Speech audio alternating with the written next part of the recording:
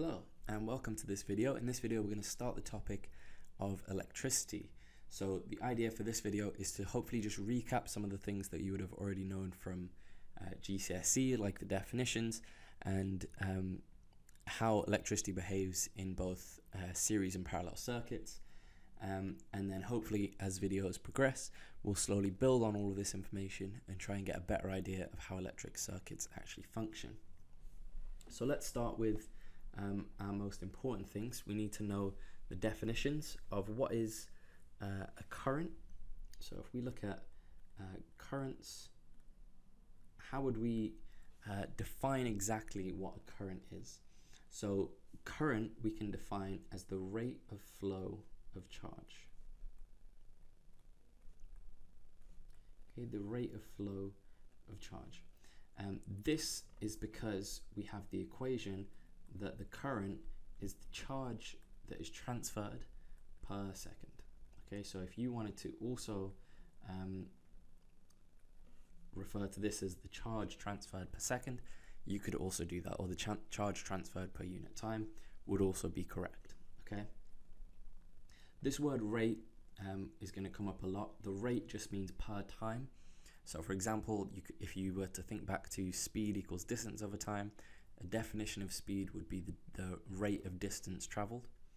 And so this current is just going to be the rate of flow of charge. Okay. This equation is in your formula sheet, so you don't need to memorize it. But this is your definition of what current is. Okay, and current is measured in amps, same as it was in GCSE. We also now, a lot of the phrasing is going to get a little bit more specific. So instead of saying just voltage in general, we're going to narrow it down and we're going to specifically say potential difference. Okay, so the potential difference. And the reason that we have to call it potential difference and can't just call it voltage is because what we're actually doing when we're measuring the voltage is measuring the difference in potential between two positions. Okay, so it's much more scientifically accurate to say potential difference rather than saying voltage. But what the potential difference is that it is the work done per unit charge. Okay, and that's because our equation in the formula sheet is that the potential V is equal to W over Q, so the potential difference is the work done per unit charge. So this is essentially saying that as we're measuring the potential difference across a component or even across the battery, what we're actually saying is how much energy has been transferred to or from that component per electron that's traveling through it. Okay. Now our final, so this is measured in volts, which is why people often refer to it as voltage. But our final definition is looking at the definition of resistance. Now the equation in your formula sheet is that resistance is V over I. So this should be a very familiar equation. But this is not the definition of resistance. We don't actually have an equation that tells us what the strict definition of resistance is. So our resistance in general is anything that resists or opposes the flow of current. Okay, and resistance is measured in ohms. Now, this equation, therefore, has to explain something else. So what does it explain? Well, this equation is Ohm's law.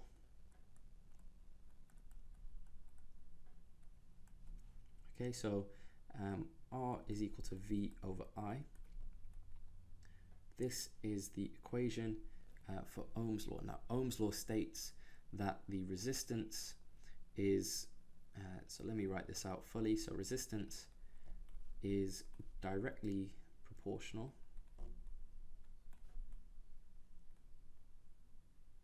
to the potential difference. I'm just going to write potential difference as V, or actually let's write it as PD, potential difference, and is inversely proportional to the current. Proportional to the current. Okay, this is what we can get from this equation. What isn't included in this equation but is included in the definition for Ohm's law is that this has to be at a constant temperature. Okay, so so this is going to be a semicolon at a constant temperature. Okay, so these are the strict definitions that we have to know. We will go into more detail of Ohm's law in a separate video, because Ohm's law is one of the 3 laws that are really the basis of everything that we know about electricity up to this point. But what we're going to briefly go through now is just the differences between some series and some parallel circuits. Okay, so we can have 2 types of circuits. So we can have a series circuit over this side, and we can also have a parallel circuit over this side. Okay,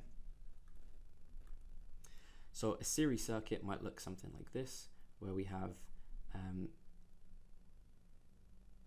just a battery, and let's just have a resistor. So this is just a fixed resistor. Okay, this means that the battery is in series with this resistor. So this battery is in series with this resistor because there's only one loop. So because all of the current that passes through here also has to pass through here, because it has no other options, means it's a series circuit. These 2 things are in series with each other. Now we need to know, how does current behave in a series circuit? Well, like we just said, the current is the rate of flow of charge. So it's how many paths can the electrons take, and all of the electrons have to flow through the same path. So at all points of this, we have the same number of electrons that are passing per second. So in a series circuit, the current is the same everywhere. Okay, and that's because if we were to think about I equals Q over T, the amount of electrons in this circuit isn't going to change. Okay, and we don't have any other ways for or other paths for the current to take, so they all have to follow the same path. So the total amount of electrons in the circuit is the same at all times. Now, and the opposite to this is parallel. So if I had something that's parallel, let's stick with this idea of just keeping with a fixed resistor. But now if we have something in parallel, we could have a second resistor that's also in parallel. Now these are in parallel because they literally look like parallel lines. Okay, so that's how you can tell if something is in parallel. They look like this. At this point, we can then ask about the current again, and how would the current behave in this case. And well, if we think about all of the electrons traveling around here, it's always going to be the same until we get to this point here. This here is what we call a junction. Okay, now at the junction, the current is going to split because some of the electrons can say, okay, I want to go down this way, and some of them can say, you want to go down this way. But there is one overarching law here, and that is that these 2 currents have to sum up to be the total here. Okay, so all of this current is basically now split into these 2. So in a parallel circuit, we should know that current splits between components.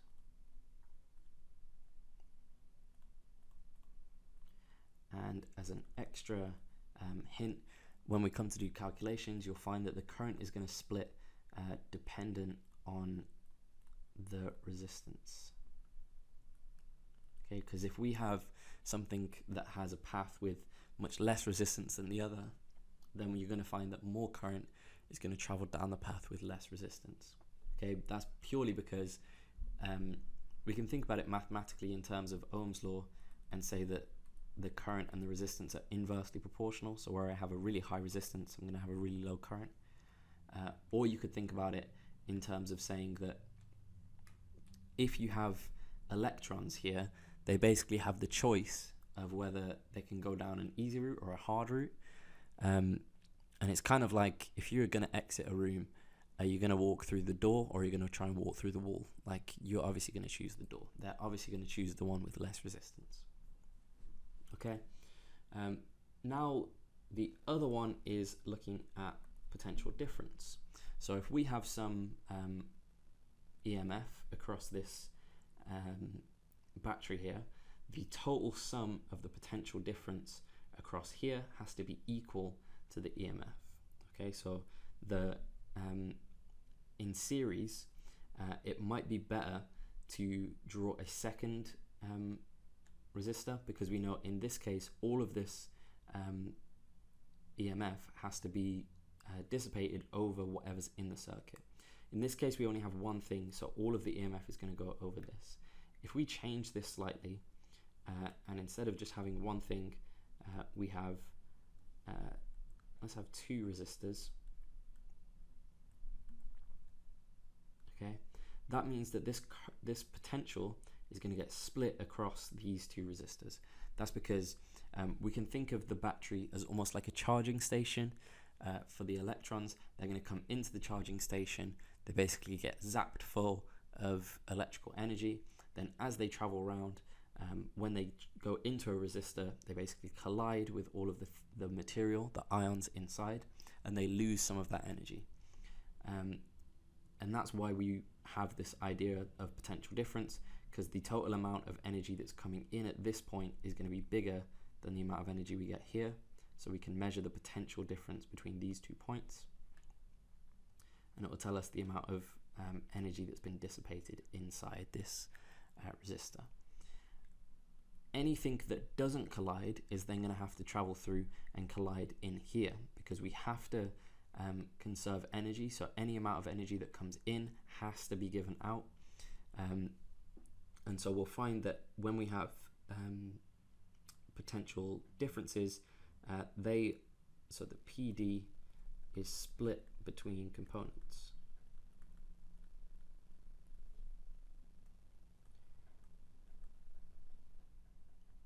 Okay, and you'll find that this again is going to be dependent on the resistances. Okay, and it's only dependent on the resistance, dependent on the resistance of each of these things, because anything with a much higher resistance is obviously going to be colliding with the electrons more, which means more energy is going to be lost in there. And then on the flip side, if we had potential difference in a parallel circuit, the electrons that are coming around here have a choice. They can either go across here or across here, but either way, that choice isn't making them lose energy. So each of the electrons still has the same amount of energy as the EMF of this battery, and then it either gets completely lost over this one or completely lost over this one, but both of these will lose the same amount of energy, because it's still the same potential difference between these two things. Okay, so potential difference, the same between two parallel components. Okay, you can probably notice some sort of anti-symmetry here. In a series circuit, we have this potential difference that gets split between components, which is exactly what happens to current in a parallel circuit, and then the opposite for the potential difference in the current. We haven't looked at resistance yet. I'm going to save that for a separate video where we're actually going to recap this, but we're going to apply a little bit more information to it, looking at the laws. This was kind of just your introduction and recap of GCSE electricity up to this point. Thank you for watching.